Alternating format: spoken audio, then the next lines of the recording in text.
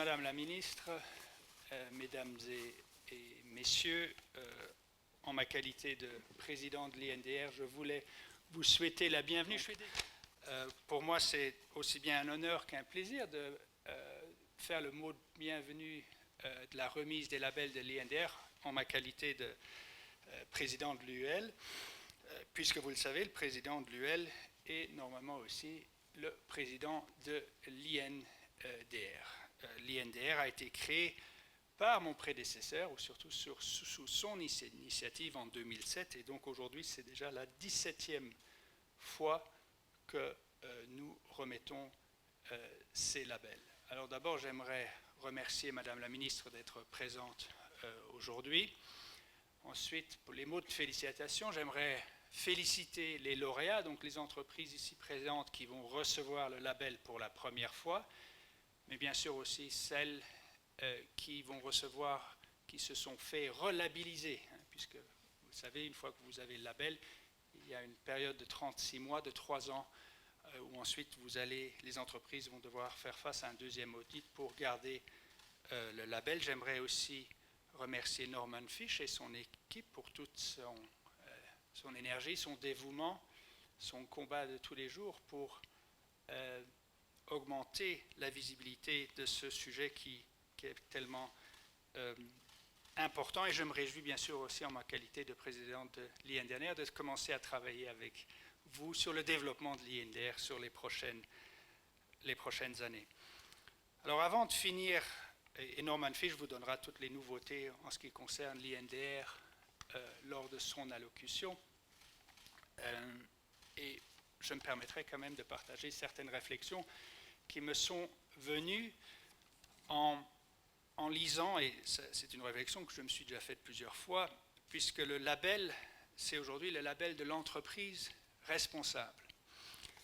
Et voilà tout un sujet, la responsabilité des entreprises. Donc, une entreprise, ça c'est quelque chose que je connais bien et qui est assez facile à définir. En fait, il y a deux formes d'entreprises. Il y a les entreprises qui viennent du monde de l'économie, qui ont une obligation de garder une forme de liquidité, ça s'appelle des profits, mais j'y viendrai plus tôt, qui sont donc plutôt des sociétés anonymes, des sociétés à responsabilité limitée. Et ensuite, vous avez tout le domaine de l'économie sociale et solidaire. Je pense que c'est très important de faire cette différence au début et j'y reviendrai. Ensuite, se pose la question, mais quelle est la responsabilité des entreprises? Et d'ailleurs, que signifie le mot responsabilité? Et je pense que pour moi, en tant que quelqu'un qui représente les entreprises, je suis bien sûr attaché au principe de la liberté. Et je pense aussi, et c'est un sujet d'un débat, ce sera un sujet pour Norman Fish et l'INDR, peut-être d'organiser une fois une conférence sur vraiment la signification du mot responsabilité, puisque pour moi, la responsabilité, il y a une forme de non-contrainte dans le mot de responsabilité. La responsabilité, c'est un choix. On choisit d'être responsable et on le met, je ferai une abstraction, c'est une forme d'abstraction. Il y a une autre forme d'abstraction que j'appellerais le droit positif.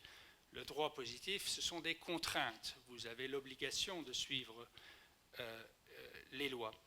Et donc, quand on parle des responsabilités des entreprises, pour moi, nous sommes dans le domaine de la morale et de l'éthique. Nous sommes tous, au sein d'entreprises, avons des obligations de créer de la richesse, mais aussi nous ne sommes pas simplement mus par un désir de self-interest, c'est-à-dire que notre objectif tous les jours, ce serait simplement d'accroître cette richesse tout le temps et en toutes conditions. Et nous sommes aussi des êtres moraux et éthiques, nous avons des règles qui nous sommes venus par notre éducation, notre processus de socialisation. Et je crois que ce sont des thèmes très importants. Et ici, la responsabilité sociale des entreprises, l'entreprise responsable, sont des thèmes très importants. Et pour moi, en parlant de responsabilité, je crois que la première responsabilité d'une entreprise, et Norman Fish en parlera, c'est d'être pérenne. Pérenne, c'est d'avoir les liquidités disponibles et nécessaires pour continuer son activité. On dit souvent, l'objectif des entreprises, c'est de faire des profits. c'est une conséquence de leur activité. Leur première raison d'être d'une entreprise, c'est de satisfaire des clients, qu'ils soient des clients des entreprises ou des particuliers. Ensuite, je vous souhaite de faire des profits, mais pour continuer à exister, le capitalisme n'a qu'une règle, c'est la règle de la liquidité. Vous devez avoir des liquidités. Les liquidités, vous pouvez les avoir à travers que vous faites des profits et des marges importantes, ou si vous trouvez des instituts financiers qui vous financent, qui vous prêtent de l'argent, ou des actionnaires qui continuent à vous financer. Donc le principe de dire qu'une entreprise doit faire des profits absolument n'est pas donné, mais elle doit absolument répondre à ses clients. Et je pense que cette pérennité d'une entreprise est très importante, parce qu'une entreprise qui ne peut pas subvenir à ses nécessités de liquidité, à ses engagements de payer ses salariés, ensuite de payer ses fournisseurs, va devenir un danger pour l'entreprise. Ensuite, il y a ce que j'appellerais une deuxième responsabilité, c'est de répondre à toutes les lois, ce qu'on appellerait la compliance.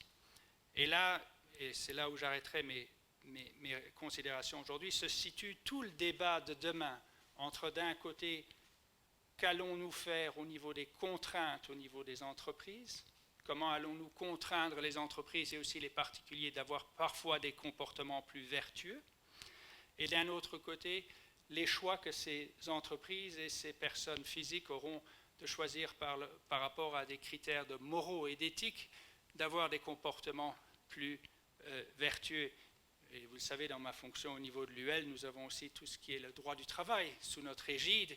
Et là, vous avez bien sûr, où on a vu sur les dernières 30 ou 40 années, une augmentation très très importante de l'acquis au niveau du droit du travail, c'est-à-dire où on a créé des contraintes pour les entreprises et des droits supplémentaires pour les salariés, ce qui réduit bien sûr aujourd'hui la possibilité de créer ou de signer des conventions collectives dans les entreprises. Et c'est un peu ici, est-ce que je me pose la question à long terme, et si ce n'est pas le risque à long terme du moment de créer de plus en plus de contraintes au niveau des entreprises et des particuliers par rapport à des comportements vertueux, que nous allons ensuite étouffer cette partie personnelle que les entreprises ont et les particuliers au niveau de leurs mœurs, de la partie morale et éthique de leur comportement. Et là se situe toute la question, et c'est une question hautement politique, et c'est donc, voilà, la parole est,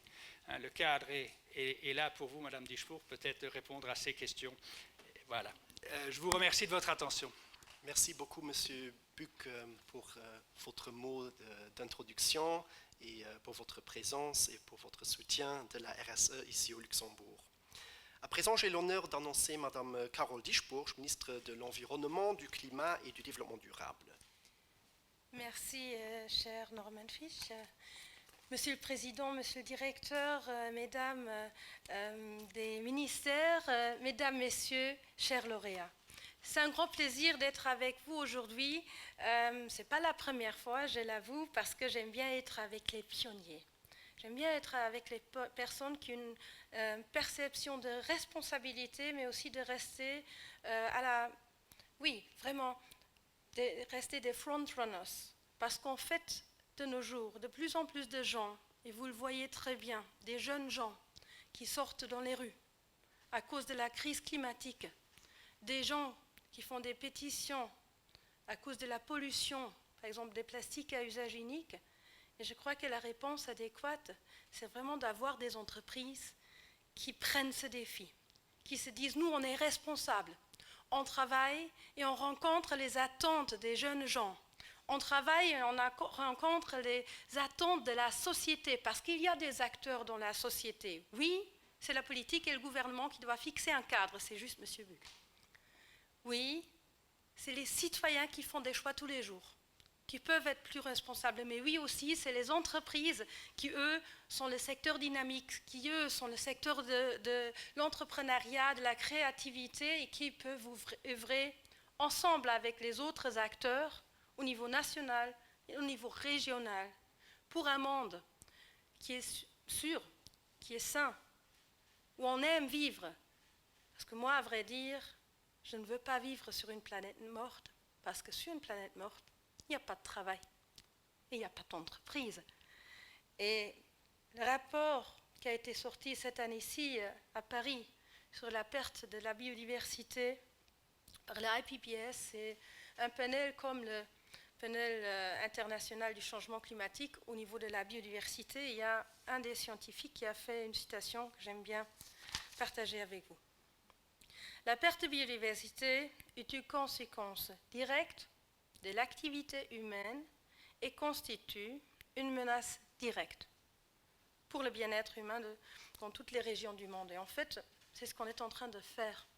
On est en train de détruire avec la façon linéaire de travailler notre planète, aussi bien au niveau biodiversité qu'au niveau du changement climatique. Et la IPCC, qui a sorti son rapport spécial octobre dernier, nous a bien démontré que si on veut avoir des économies stables, si on veut prévenir des guerres et vivre en sécurité, je crois que chacun de vous, pour ses enfants, en tout cas pour moi c'est le cas, je veux garantir une terre où on aime vivre et vivre ensemble. Et je crois que là j'aimerais féliciter les entreprises qui ont un label, c'est une question de responsabilité, chacune et chacun à son niveau de travail. Et je crois qu'il y a beaucoup de chefs d'entreprise, et moi j'étais aussi chef d'entreprise dans ma vie antérieure, qui ont le sens de responsabilité de garantir pour ceux qui travaillent pour eux du bien-être, aussi du futur, et la durabilité, ça fait partie de ce qu'on travaille tous ensemble, et c'est pour cela que j'aime être avec vous et vous soutenir dans cette démarche.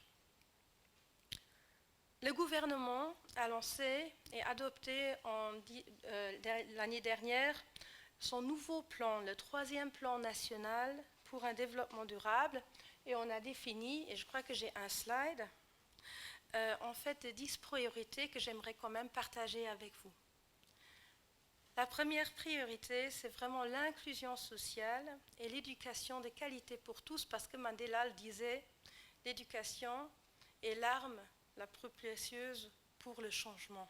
Et le changement, dans des situations de crise qu'on rencontre aujourd'hui sur multiples domaines, c'est en fait ce qu'on veut faire, changer ce monde. Et c'est ce que les entreprises font aussi.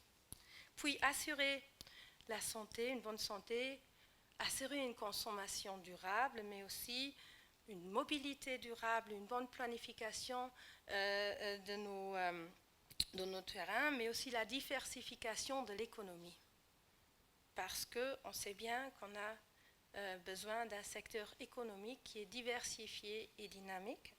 Puis, 2 buts qui me sont très chers, c'est vraiment dans mon domaine de travail, c'est en fait protéger les ressources naturelles, comme le sol, l'eau, la biodiversité, donc la terre, bien travailler et regarder ce qu'on garde des capacités des ressources naturelles, puis protéger le climat et assurer la production d'énergie durable, donc renouvelable, et nous on exclut au Luxembourg le nucléaire.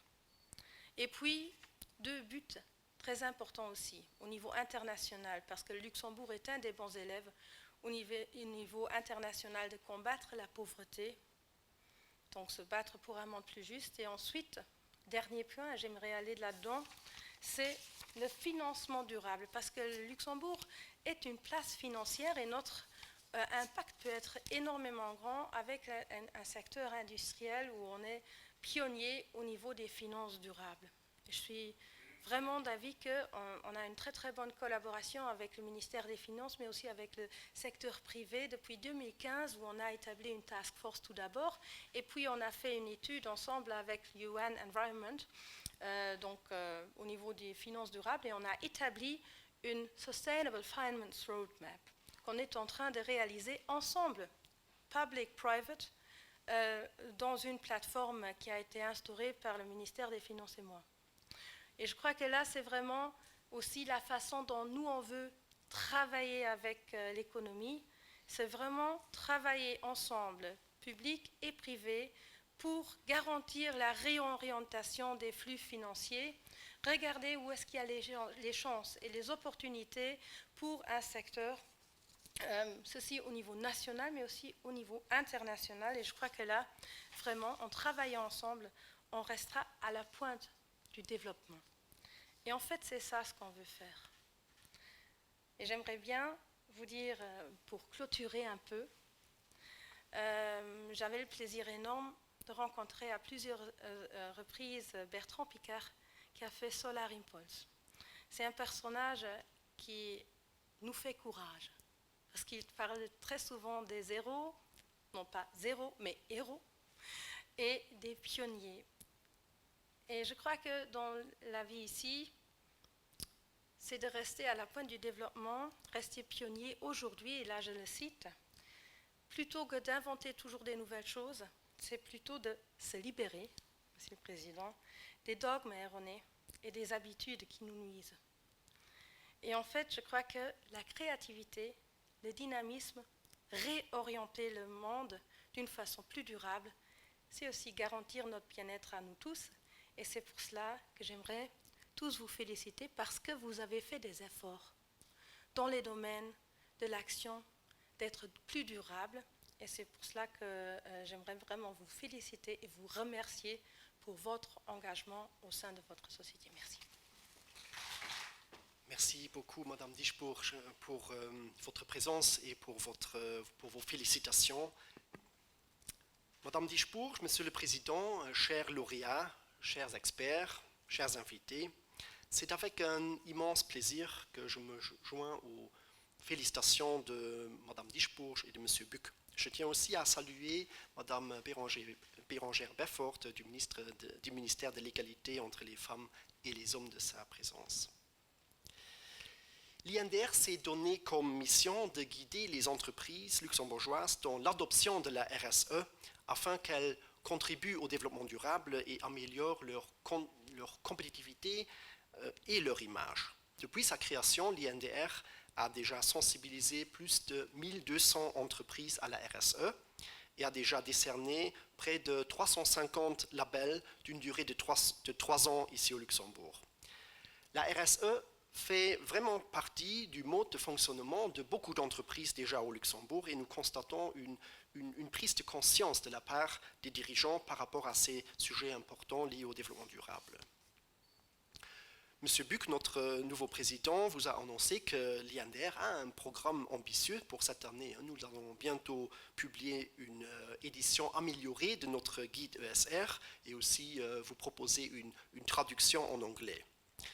Et pour marquer ce nouvel élan, nous avons aussi décidé de relifter le logo de notre programme ESR, Entreprise responsable.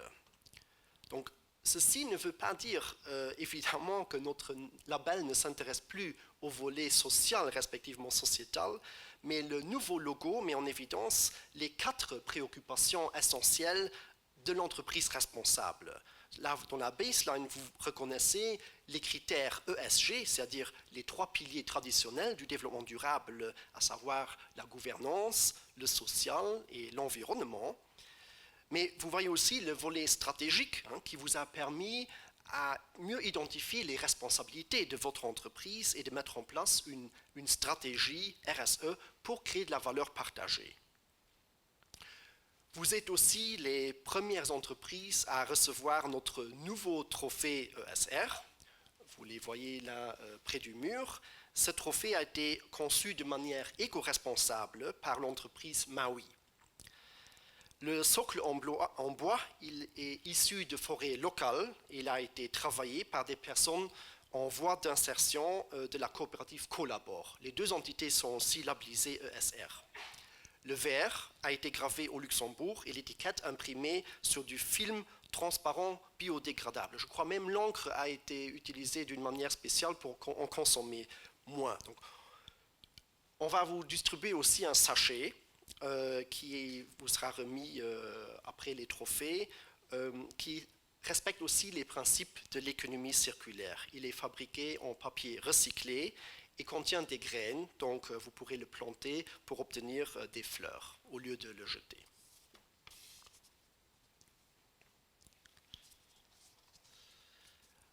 Lors de cette 17e cérémonie de remise officielle du label ESR, nous sommes très fiers d'accueillir 23 lauréats. Donc, d'un côté, je souhaite la bienvenue à 9 nouvelles entreprises responsables qui ont décidé d'intégrer la RSE dans leur culture d'entreprise. Et puis de l'autre côté, on a 14 entreprises déjà labellisées qui ont réussi à renouveler leur label ESR pour une durée de 3 ans. Je propose de les applaudir toutes très fortes.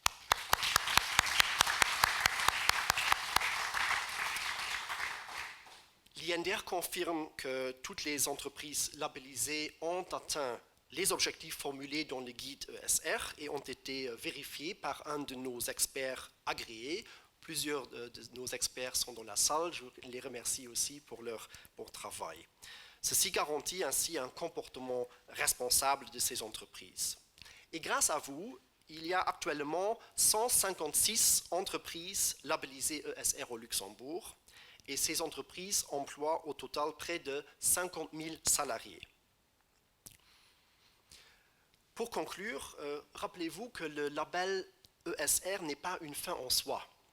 Au contraire, maintenant que vous avez cette distinction, cet upgrade qu'est la RSE, je vous invite à consolider la RSE comme une nouvelle fonction dans l'entreprise. C'est-à-dire, encouragez vos coordinateurs ESR aussi à rejoindre notre nouvelle association Pro-RSE, dont je salue la présidente Morgane Hessler.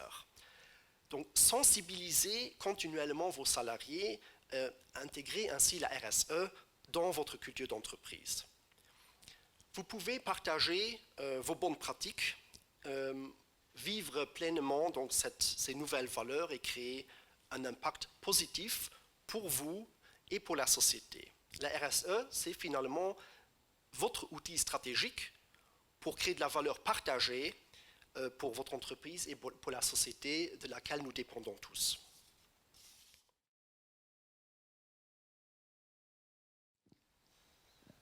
Voilà, à l'INDR, nous nous réjouissons évidemment de chaque label qui est décerné à une entreprise. Mais nous nous réjouissons encore davantage lorsque nous pouvons décerner notre label à un de nos membres, c'est-à-dire ces fédérations et associations professionnelles sont des multiplicateurs extrêmement importants parce qu'ils peuvent mobiliser tout un secteur. Et donc, j'ai le grand plaisir d'annoncer que l'Association des compagnies d'assurance et de réassurance obtient donc le label ESR aussi pour la première fois. Première chose, pourquoi est-ce que la RSE, c'est un sujet stratégique pour la ACA ? C'est plus que la RSE, finalement, c'est l'assurance durable qui est stratégique pour l'ACA. On a une série d'actions qu'on met en place et une action qui nous permet effectivement de démultiplier, d'être pionnier en quelque sorte en matière d'assurance durable. C'était le label de l'INDR. Et donc pour nous, c'est la première fois et on est très fiers de montrer l'exemple à nos membres. On en a 128, donc on espère qu'on va faire plein de petits bébés. Super, merci beaucoup. Peut-être encore une bonne pratique spécifique de votre organisation. Donc à l'ACA, l'année dernière, nous avons mis en place un comité bien-être. Et après une journée off-site avec tous les employés, ce comité a abouti à 10 groupes de travail. Chaque employé est membre dans au moins un de ces groupes de travail qui traitent des sujets aussi variés que l'aménagement des bureaux, l'organigramme, l'accueil de nouveaux collaborateurs ou encore la détente et la philanthropie. Depuis qu'on a mis en place ces groupes de travail, déjà plusieurs décisions ont été prises qui concernent la vie en commun au bureau. Et ceci toujours en recherchant le consensus dans la collégialité et le respect de l'autre. En plus, je peux dire que pas mal de ces décisions ou travaux ont été très utiles pour la préparation du label RAC. Et donc, je souhaite aussi remercier tous mes collègues à l'ACA pour leur engagement dans les travaux préparatoires pour l'obtention du label. Et merci à l'INDR pour le support.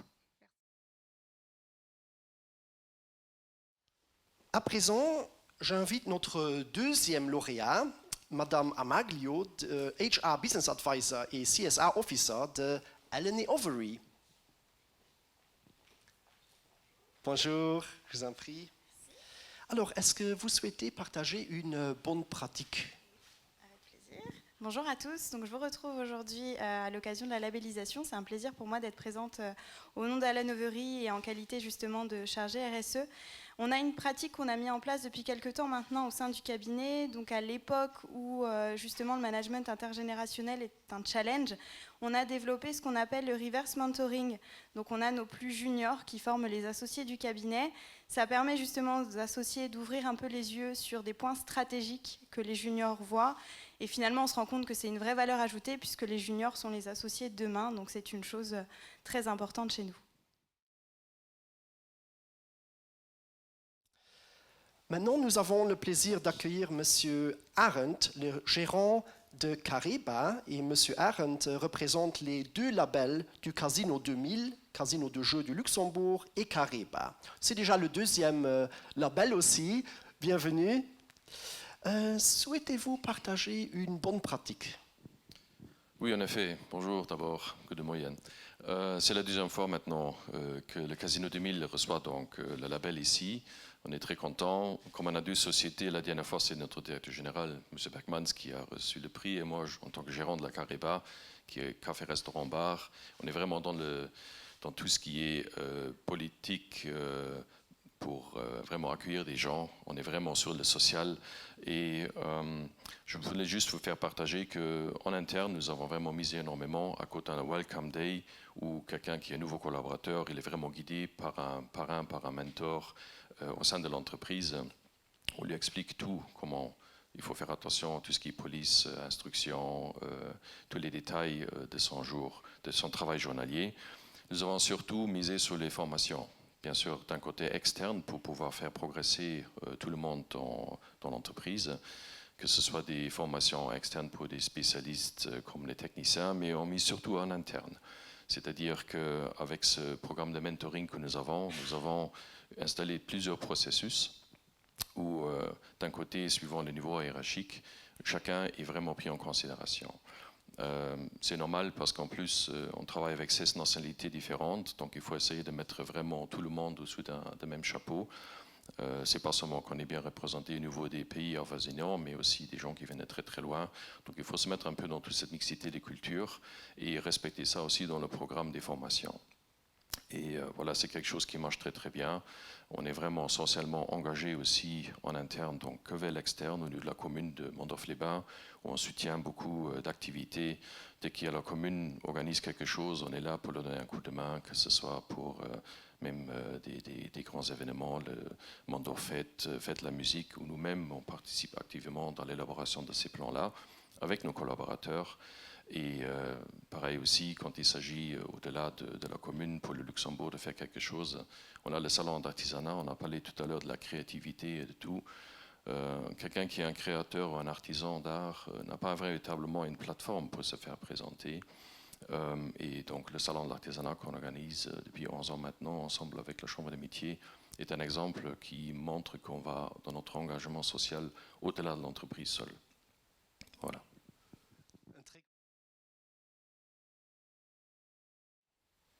La Croix-Rouge est une des marques internationales les plus réputées. Nous sommes donc extrêmement fiers de décerner déjà pour la deuxième fois le label ESR à cette association très importante. D'abord, j'ai l'honneur d'accueillir M. Simoni, le directeur général de la Croix-Rouge luxembourgeoise, pour prononcer quelques mots au nom de CR Services et du IFRC Shelter Research Unit, qui est une nouvelle labellisation. Alors, peut-être d'abord, M. Simonis, la RSE pour vous, c'est une approche stratégique. En quoi? Je dois vous avouer que initialement, l'RSE a été lancé au niveau de la Croix-Rouge par un certain monsieur Wurth, je le vois là sur une photo, donc c'est vrai qu'on était fortement invités à se préoccuper un peu du sujet, alors qu'on s'est dit, en fait, la Croix-Rouge, qu'est-ce qu'on fait dans la RSE? C'est quelque chose pour les entreprises commerciales de montrer qu'ils ont quand même un côté social, je dis de façon très crue, alors que nous, on fait principalement le social et le sanitaire, alors à quoi ça sert de faire de la RSE? Et on s'est quand même lancé dans l'exercice, et je crois que c'est un exercice extrêmement important et intéressant pour nous, parce qu'effectivement, on est aujourd'hui une organisation, le groupe Croix-Rouge, on compte plus de 2300 salariés, donc on est une entreprise qui a quand même une certaine empreinte au niveau de Luxembourg, et on a bien entendu d'un côté notre activité qui veut être clairement aiguillée vers les personnes qui ne vont pas bien, les personnes vulnérables, de les aider de façon efficace. Ça, c'est notre côté, disons, industriel. München-Höllefön, voilà, notre baseline le dit clairement, mais de l'autre côté, on veut également faire cette activité de façon correcte, de façon responsable, de façon durable. Donc tous ces termes qui ont été utilisés ce matin sont des termes qui nous sont très très propres, et c'était également notre demande clairement de la gouvernance d'avoir une approche durable et responsable au niveau de la façon de faire les choses. Merci beaucoup, Monsieur Simoni. Alors, Dr. Goerens, on est très content de vous avoir aussi parmi nous. On a souvent l'occasion de se voir aussi dans le cadre de la Vision Zéro, un des sujets très importants aussi pour nous. Vous représentez en tant que président du conseil d'administration de l'aide internationale un groupe très important qui a mis en place des choses extrêmement utiles pour notre planète. Quelles sont quelques bonnes pratiques ou quelques éléments que vous souhaitez partager avec nous? Ok, merci. Là, je crois pour la Croix-Rouge luxembourgeoise, la notion de RSE, ça ne s'arrête pas seulement au Luxembourg, mais aussi dans nos activités internationales. J'aimerais bien partager avec vous un exemple de bonnes pratiques qu'on fait au Niger, donc l'aide internationale spécialisée dans la construction, dans les shelters. On construit des maisons, mais aussi des latrines. Et je vais vous montrer un exemple au niveau de latrine. Donc en Afrique, lorsqu'on fait une latrine, on creuse un trou. Ensuite, au-dessus du trou, il faut mettre normalement une plaque en béton. Et au Niger, on s'était dit, voilà, comme il y a tellement de plastique dans la nature, on a initié un mouvement pour que les gens ramassent ces papiers en plastique, ces sachets en plastique. Et ensuite, on a trouvé une entreprise qui va faire avec ces plastiques, donc une plaque en plastique, où on peut mettre sur le trou pour voilà, s'en servir en tant que latrine. Et avec ça, donc, on peut, comment dire, on fait au niveau de l'assainissement, mais aussi on crée de l'emploi pour les gens. Il y a une société spécialisée là-dedans qu'on fait. On est naturellement très content. Et aussi au niveau pratique, c'est mieux parce que c'est moins lourd qu'une plaque en béton à mouvoir. Voilà. Super, merci beaucoup pour cette explication. Et nous n'avons pas terminé avec la Croix-Rouge. Nous avons encore, on est très fiers d'accueillir Monsieur Schmidt, directeur du centre de réhabilitation du château de Kolpach. Vous avez certainement aussi des très bonnes pratiques à partager, donc je vous donne peut-être le micro. Oui, merci. Oui, bonjour à tous. Donc voilà, le château de Kolpach, pour ceux qui connaissent, évidemment, je pourrais parler de la verdure, de la culture qui s'y trouve. Mais voilà, ça fait partie du quotidien, donc c'est pas forcément une bonne pratique. Venez voir, vous verrez de quoi je parle.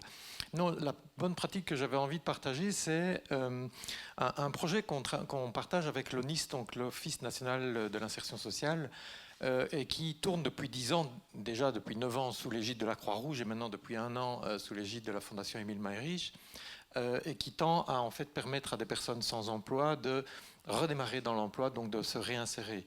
On a fait une tripartite avec on appelle maintenant Ligue, Ligue, qui est l'ancienne Ligue d'hygiène mentale, pour intégrer dans cette approche les personnes à fragilité psychique. Et donc, tout le challenge était de déterminer, justement de ne pas permettre à tout le monde de déceler les personnes qui avaient une fragilité psychique et celles qui n'en avaient pas forcément. Vous savez qu'aujourd'hui, le burn-out, la dépression, etc., sont des plaies au niveau de la société, et c'est quelque chose qui handicape carrément les gens au niveau de leur employabilité. Je pense qu'on a fait un bon travail depuis une dizaine d'années qu'on travaille sur ce projet-là, avec une trentaine de personnes qui ont trouvé un emploi, que ce soit chez nous ou vers l'extérieur, et on pense que c'est quelque chose qu'on va continuer à l'avenir. Voilà. Félicitations en tout cas. Nous avons encore une dernière entité du groupe Croix-Rouge, et là j'aimerais appeler Madame Kappen, directrice du service et des soins de Doheim Versorgt, et c'est aussi déjà le 2e label. Bienvenue. Vous avez intégré la RSE au niveau stratégique de votre entreprise. Pouvez-vous nous expliquer un peu comment vous avez fait? Merci. Oui, Doheim Versorgt est le service des aides et soins de la Croix-Rouge. Nous sommes membres fondateurs et membres prestataires du réseau d'aide et de soins à domicile, le réseau HELP. À ce titre, nous avons une action sur l'ensemble du territoire luxembourgeois, 7 jours sur 7.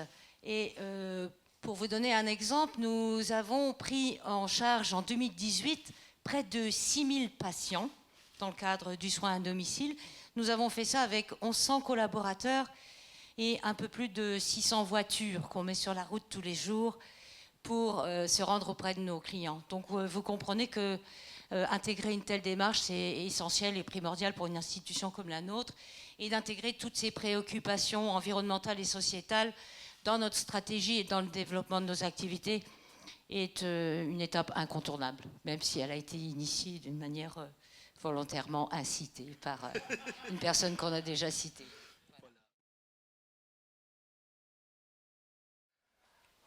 À présent, j'invite Madame Chaudy, la QSE et CSA Manager chez Engie Solelec, à nous rejoindre ici. Bienvenue, Madame Chaudy, je vous en prie. Alors, pourquoi avez-vous intégré la RSE dans votre stratégie d'entreprise? Alors, bonjour à tous. Donc, nous sommes très fiers, en tant que société de services, d'avoir obtenu ce label grâce au soutien et au bon conseil de l'INDR. Je tiens aussi à souligner. Donc, en tant que société de services, nous nous sommes aperçus lors de nos différentes réunions que nous respections déjà depuis quelque temps certaines bonnes pratiques. Et en fait, cette labellisation a permis de concrétiser nos efforts et de nous encourager dans cette démarche et de continuer à travers un groupe de travail, de poursuivre, de mener notre plan d'action à bien et de suivre régulièrement par des réunions de travail l'avancée de toutes ces actions. En tant que responsable également RSE, je veille vraiment à ce que ce soit suivi. Et tous mes collègues, qui ne sont pas là aujourd'hui malheureusement, sont très participatifs et la RSE est pleinement intégrée au jour d'aujourd'hui dans notre entreprise. Merci beaucoup. À présent, j'ai le plaisir d'accueillir notre prochain lauréat, Monsieur Kiefer, le Sales Director de ISS Facility Services. Bonjour, on se connaît depuis longtemps aussi, donc voilà, ça me fait plaisir de vous voir. Est-ce que vous pouvez partager peut-être comment vous avez réussi à intégrer ces nouveaux concepts dans votre entreprise? Bien, tout d'abord, un grand merci de nous avoir accueillis ici. Et pour ISS, on entreprend au niveau, que ce soit mondial ou local, beaucoup de choses dans le domaine du développement durable. Et pour nous, c'était une évidence de concrétiser nos efforts en local par la certification de votre label. C'est-à-dire, on a été bien conseillé par Morgane et notre certificateur. Et c'était un travail très intéressant. Et on a appris pas mal de choses et ça nous motive de continuer au jour le jour dans cette direction. Super, merci beaucoup pour ce témoignage. Oui, donc parfois, il y a des stratégies qui existent au niveau international et on ne les a peut-être pas encore vraiment implémentées au niveau local. Et donc ça, c'était certainement une bonne occasion. Bon, super. À présent, je suis particulièrement fier d'annoncer la relabellisation du groupe LSC Engineering. Nous comptons en fait 9 labels, dont 4 nouveaux labels dans le groupe et LuxPlan qui est même déjà labellisé pour la 3e fois depuis 2013.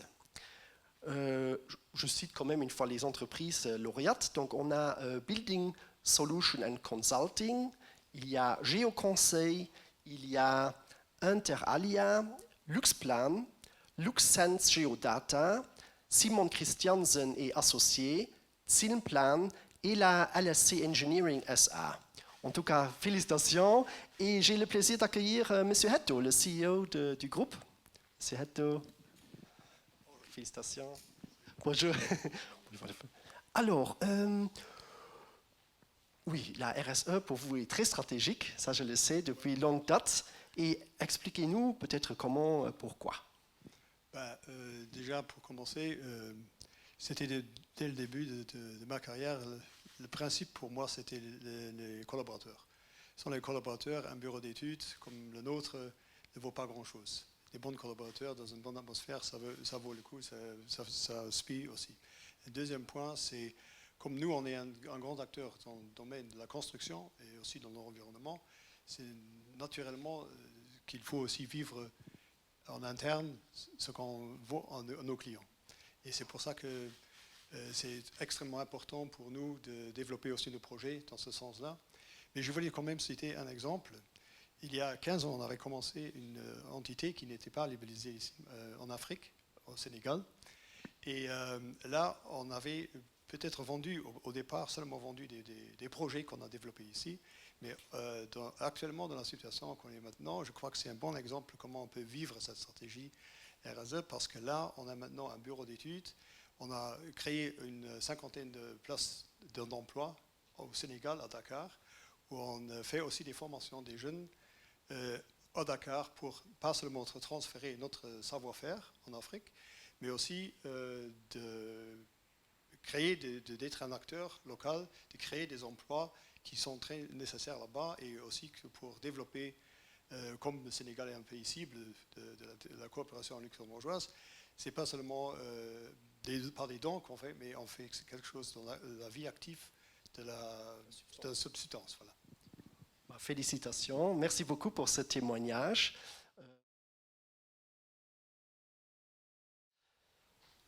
Notre avant-dernier lauréat déjà, il s'agit de ThyssenKrupp Ascenseur Luxembourg, et j'ai le plaisir d'accueillir M.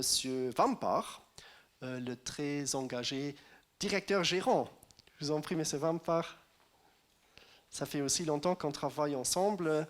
Et voilà, pouvez-vous peut-être expliquer comment vous avez intégré la RSE dans votre entreprise? Je pense qu'il y avait plusieurs raisons de s'intéresser à la RSE. D'abord, le E, pour le dire comme ça, l'évaluation. C'est-à-dire, on travaille dans un environnement compétitif, l'amélioration continue, et donc c'est nécessaire aussi pour les équipes de constamment revoir où est-ce que nous nous positionnons, comment nous nous positionnons par rapport à d'autres, et donc cette évaluation, je pense, est quelque chose de nécessaire. Ensuite, je pense aussi dans nos organisations, et donc je vais en fait reproduire le ESR un peu autrement, se pose la question du sens. J'ai beaucoup d'ouvriers dans ma société, je ne peux pas les motiver avec un EBIT ou d'autres chiffres financiers. Par contre, je pense que chacun des salariés peut être motivé par l'importance qu'il peut avoir dans la société, l'impact qu'il a par rapport aux clients, aux fournisseurs, par rapport à la collectivité dans laquelle il travaille, par rapport à la planète, donc l'empreinte qu'il laisse. Donc la question du sens, je pense, le ESR apporte aussi une réponse aux salariés dans ce domaine-là. Et puis finalement aussi la reconnaissance, c'est-à-dire ça fait maintenant 15 ans que je gère ThyssenKrupp Ascenseur Luxembourg, et voilà, j'ai donc déjà souvent pu dire merci, souvent pu dire super, souvent dit féliciter, etc. Et donc, il y a une certaine, comment dire, peut-être une habitude qu'on prend. Et je voyais ça aussi comme une opportunité bienvenue pour obtenir de la reconnaissance extérieure pour chacun des salariés. Donc, quelque chose de motivant, d'encourageant pour l'ensemble des salariés de l'entreprise. Super. En tout cas, un projet bien réussi. Merci beaucoup. Maintenant, last but not least, j'ai le plaisir d'inviter M. Clément, l'administrateur gérant de Voyage Josy Clément. Bienvenue, M. Clément. Alors, M. Clément, est-ce que vous aimez partager une bonne pratique avec nous? Oui. Bonjour. Bonjour à tous. Tout d'abord, permettez-moi de remercier l'INDR pour l'assistance qu'ils nous ont donnée dans le projet RSE, dans le développement, dans la deuxième labellisation maintenant, surtout aussi pour la formation de ma nouvelle collaboratrice qui s'est penchée à ce niveau-là. Depuis la première labellisation, l'entreprise Voyage Josy Clément a investi énormément dans un nouveau site qu'on a essayé de garder énergétiquement efficace au meilleur niveau. On a investi beaucoup dans les nouvelles technologies, on a investi dans une isolation allant au-delà des normes, on a investi dans un chauffage sans énergie fossile, c'est-à-dire on travaille juste avec des pompes à chaleur ou alors des collecteurs solaires thermiques. Pour ne citer que quelques exemples, on a renoncé à un air conditionné, mais par contre on a les pompes à chaleur sont réversibles et produisent du froid qui refroidissent nos plafonds, ce qui donne une atmosphère très agréable pour y travailler. Puisque le bien-être de nos collaborateurs nous est très, très cher. Donc, dans tout le développement du site, notre personnel a été impliqué et a pu donner son avis, a pu donner son conseil dans le choix des matériaux, dans le choix des postes de travail. Donc, tout ça, on a impliqué toute l'équipe pour ce nouveau site qui, après que 128 ans qu'on était à Buckminster, nous donne maintenant un avenir que nous aspirons propice. Merci.